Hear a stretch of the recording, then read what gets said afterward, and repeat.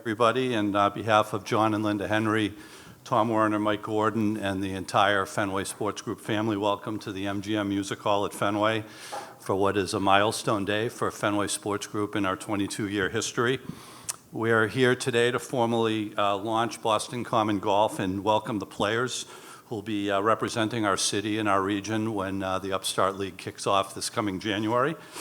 Fenway Sports Group's journey in golf actually started back in 2003 when we partnered with the Tiger Woods Foundation and the PGA Tour to help stage the Deutsche Bank Championship at TPC Boston. Ironically, that was Adam's first PGA Tour win, if I'm not mistaken, so it's a great connection. More recently, we forged a partnership with the LPGA Tour, and just last week, next door, we proudly announced the FM Global Championship, which will mark the return of women's professional golf to the Boston area after a 20-plus year hiatus. Last June, when the world of golf assembled in Brookline for the U.S. Open, we first learned about TGL. Given our connectivity to the game of golf and our appreciation for innovation, we were immediately drawn to the league and the vision of Tiger and Rory to create a league that fuses technology and golf, and that's led by some of the biggest names in sports, media, and entertainment. Soon after that, FSG made a minority investment in the league, and just this past June, we announced the purchase of the Boston entry into TGL.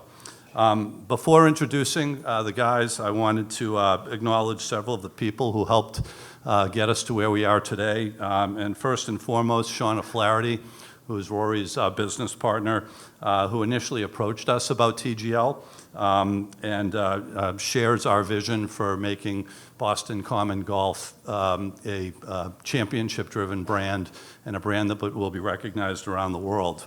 Additionally, on behalf of my colleagues Sam Kennedy and Dave Beeston and Boston Common Golf Governor Teddy Werner, I want to thank the multitude of our colleagues at FSG who've worked tirelessly over the past year to help bring Boston Common Golf to life. So with that, now on to the introduction of the team. Their golf pedigree speaks for itself. Collectively, over 75 professional victories, Ryder Cup teams, President Cup teams, major champions, and a multiple FedEx Cup champion. We also have somebody here who's a dyed-in-the-wool Red Sox fan. I'll let you determine who that is. And somebody who bleeds Liverpool red as well. So we're really excited about that. And in the short time in getting to know the guys, it became very clear to all of us that they are of the highest quality of character. And I'm confident that they'll not only compete at the highest level, and we're in it to win it, but they will also proudly represent our community and the city of Boston and deliver on our mission of making golf more accessible for all. So please join me in extending a warm Boston welcome to Adam Scott, Tyrrell Hatton, Rory McIlroy, and Keegan Bradley.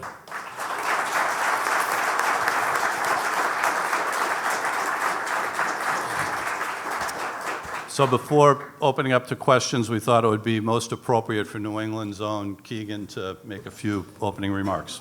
Well, first off, I want to thank everyone for coming. If anybody knows anything about me, my most proud aspect of my life is where I'm from, being from New England. I went to school 20 minutes from here. My family still lives here. I grew up as a kid wanting to play for the Boston Red Sox, the New England Patriots, the Boston Bruins. That was never in the cards for me, but I was better at golf than anything else. I never thought I would have the chance to play for my home city. And anybody that grows up in New England knows Boston's the capital of New England, and Fenway Park is basically the cathedral of New England. And to be able to come here, go down to the locker room just now and feel the history of Fenway Park. My wife's uncle is Carlton Fisk, so to see his name, his number retired up there, to walk by Fisk Pole in right field, just everything about this place is special to me. And playing for this city and this region is really something that I carry with me throughout the golf world. And I'm just really proud and really thankful for Fenway Sports Group and everyone that's here for the opportunity to do this. And these guys are going to get to feel what it's like to have this city behind them playing sports. And in my eyes, they're the best fans in the world, and we really look forward to it. So thank you so much.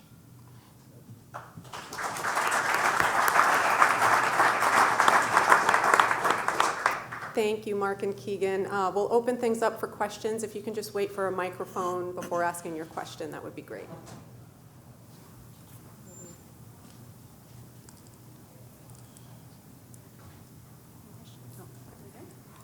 Hi, we hear from, Keegan there, but to the other guys, what kind of connections do you have with Boston, and how do you see this, with you guys aren't playing here, obviously, how do you see yourself connecting with Boston throughout the course of this league?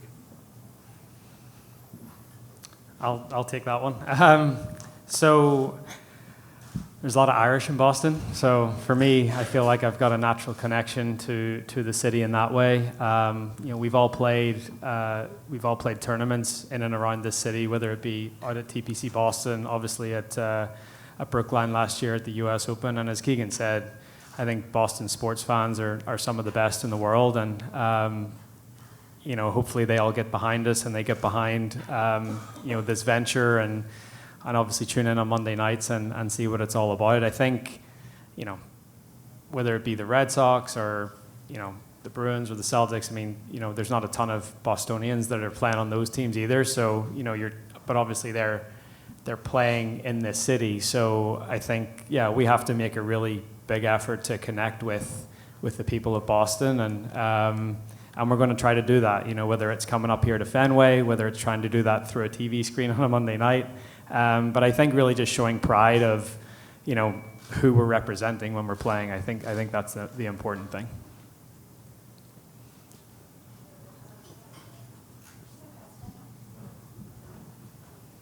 Welcome to Boston, gentlemen. I've always wanted to say that. I'm such a wannabe golfer. Do you have any tips as a startup league for startup players, especially women? What should we spend the winter doing?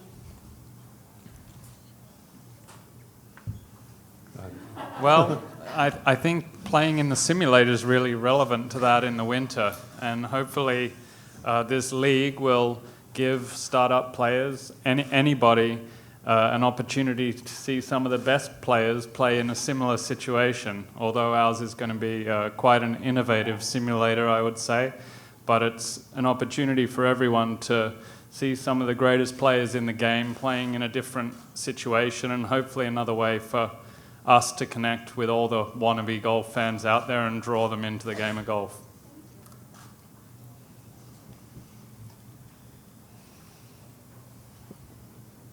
I don't think the prize money's been announced or anything. How is this going to work in terms of the competition and the prize, and how are you guys getting paid and things like that to participate? You want to take that, Rory, or you want me to? Why don't you take that one? I think what's most important to note is this is competition. There will be prize money for sure, and we've made we think that's really important point to convey. The way the competition will work, it will be 15 holes of play condensed into a 2-hour window. The first 9 holes will be called triples, 3-man alternate shot. And then the final 6 holes will be head-to-head. Each guy, 3 players will play head-to-head on 2 holes against competitors from the other team. 15-match season, playoffs. 4 teams will advance to the playoffs and crown a champion at the end of March. I'm sure you're all trying to attract as broad of an audience as you can with this new venture. But is there a particular demographic niche that you are aiming for? And also, could you speak to why is TGL necessary? Why is this being founded? So I think trying to appeal to a wider sports audience, we're sort of trying to bring that courtside at a basketball game type of feel to golf in some way. Try to let the fans that are at least in the arena get closer to the action, I would say. And then for the people that are tuning in at home, having us mic'd up, having us be a little more interactive. I mean, I feel like when you watch a regular PGA Tour event, you're like a few steps removed from us in terms of you're not, you might pick up a couple of conversations here or there, but you're not getting right in on the action. And I think that's important. I think that, maybe that speaks more to the traditional golf fan in some way, but I think what we're trying to really do here, as I said, is broaden the demographic, and if we can get more people watching golf, and if that means that they'll go out and try to play the game, and we can increase participation, and I sometimes struggle with the grow the game like phrase, but it really is that. It's trying to broaden the demographic as much as possible. So like, for example, today we've got the Netflix cameras here that, the Full Swing season 1 for us as golfers went really well. I think more than any other time in my career, casual golf fans or people that you wouldn't really class as golf fans coming up to me in the street saying, "Hey, we loved you on Full Swing," and not saying, "Hey, I watched you win a golf tournament last week." It's sort of it's a cool thing, and I think if we can just sort of broaden that sort of that view and I think as well give people a different perspective in terms of who we are, and it humanizes us and gets people closer to us, and we can start to tell stories around it. I think that's important. Wait, Chris. I know, Keegan, you've been here a bunch, obviously, and thrown out the first pitch the last couple of years. But for the other three, have you been to Fenway before, and what are your impressions of the ballpark? I'll answer that one then. No, it's my first time here. A pretty special stadium. I mean, I'm not a massive... I don't really understand baseball, but... I appreciate the feel of the stadium, and obviously being next to Keegan and him sort of talking about it, you appreciate special things that have happened. So yeah, it's great to take that in. Hi guys, can you talk about maybe how you kind of ironed out your schedule with tour events, and then maybe going back to Florida for this, and how that's all going to work?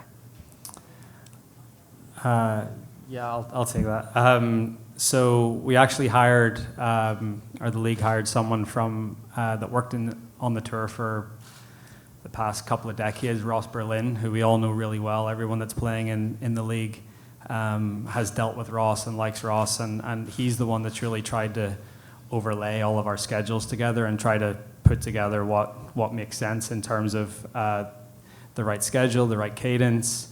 Obviously, it's going to 4-person team, and 3 of those players on any given night will play. So, yeah, I mean, this is we're going to have to try to marry people potentially playing in Europe or in the Middle East at the start of the year, people playing on the West Coast or in Hawaii, and just trying to really try to figure that out. But we have a dedicated person in the league that is doing that for us. Keegan, just curious, what did you tell these guys about Fenway? Well, I was talking to Tyrrell and just the history of the ballpark. Some of my most fond memories of my family have happened in here. I told my family knew I was coming. When they hear Fenway Park, they come out of the wilderness to come here. So I got about 20 people coming later. But I just think, in terms of Boston and New England, I think for us people that are from here, we think of Fenway. This is what we're proud of. I was proud to show Tyrrell Fenway Park today. It was cool for me that this was his first time. Pretty nice your first time was walking on the field with your picture on the grandstand, on the Jumbotron. But, the ballpark and Fenway Sports Group and just the power of the Red Sox is heavy. And it's fun to be a part of the organization in any small little way that we are here. And, like I said earlier, I carry around this Boston, New England in me wherever I go. And so it's really fun to have it on my shirt now, have it on my hat, have these guys share what that feels like. Hi. Oh, Trey, you want to go first? Go ahead. Sorry. Rory, you represent the biggest name in the sport among the active players. How much pressure do you put on yourself to kind of carry this sort of venture and being the focal point of it? And how do you hope it ties into your legacy whenever you're gone past the game? Yeah, as the days creep toward this thing actually happening, instead of it just being a pipe dream 3 years ago, I feel like I'm feeling a little more pressure to make sure that it goes right and everything goes well. But at the same time, we've got the 24 best players in the world that, you know, basically most of the 24 best players in the world that have signed up to this and are committed to making this work, not just, you know, alongside Tiger and myself, but everyone else, and, you know, FSG and the other ownership groups, and really trying to make this thing take off. You know, back to a previous question, I was just thinking about it there. Last year was the first time in golf where more golf shots were hit on non-green ground. So more golf shots were hit not on golf courses. So things like Topgolf and PopStroke, and there was more golf shots hit in those environments than there was on golf courses. So, you know, as we're trying to bring the game into the 21st century, I think it's important that these sort of ventures happen. And because golf is such a traditional sport, you know, trying to break that mold and trying to bring it into the 21st century, I think is pretty important. Rory, hi. Nalco from WCVB. Just curious, kind of along those lines, what was your initial reaction to this sort of new take on the sport? And is this, you know, how do you see this as the future of the sport? Yeah, so I think this is meant to be complementary. Look, we're not trying to replace traditional golf here. I think there's a place for everything. And I think it complements, you know, the traditional golf schedule. It's on a Monday night. It's, you know, we all start on a Thursday morning. So I think there's plenty of time, especially in that, you know, January, February, March window where we are playing in the southeast of the United States most of the time. Hopefully it shouldn't be too burdensome on the players to play in both. So yeah, I hope that everyone else shares the same excitement as I do. You know, whenever it was presented to me, you know, whatever it is, 2.5, 3 years ago now, it took me a while to wrap my head around it. You know, it's very different than what you conceive golf to be.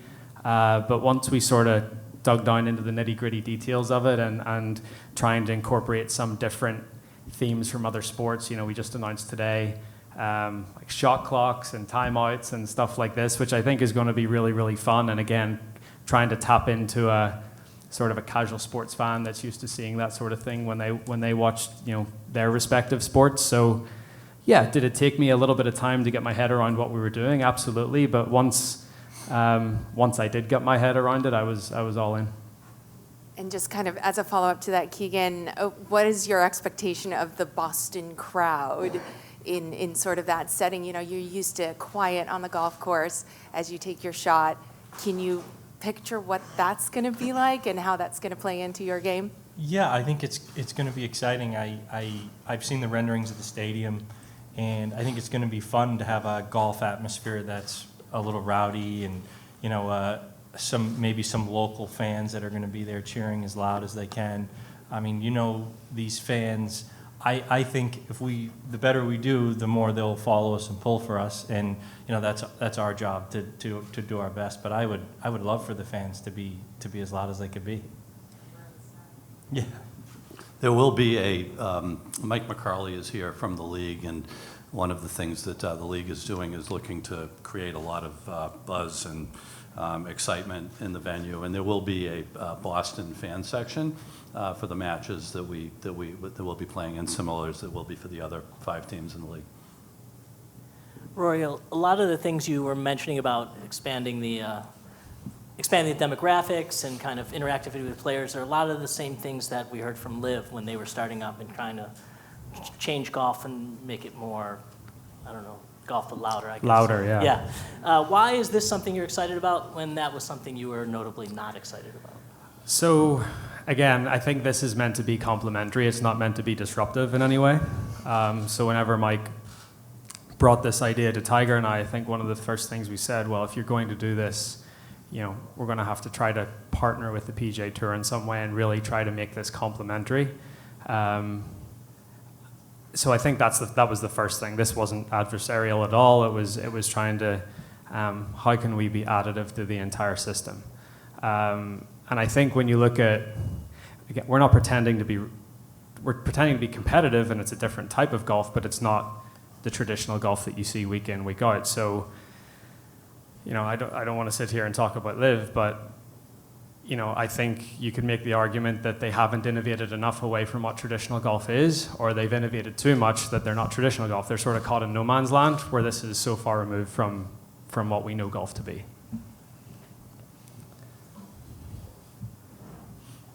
Any other questions?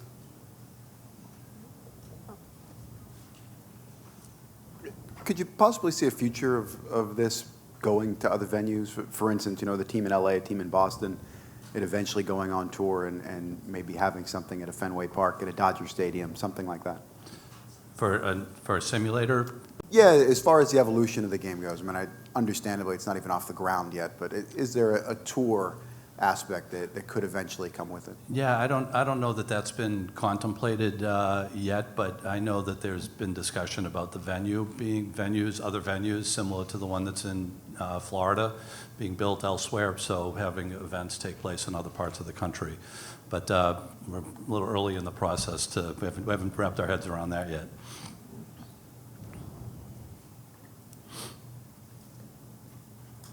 All right, thank you very much. That'll conclude our press conference today. We appreciate everybody coming. Thank you.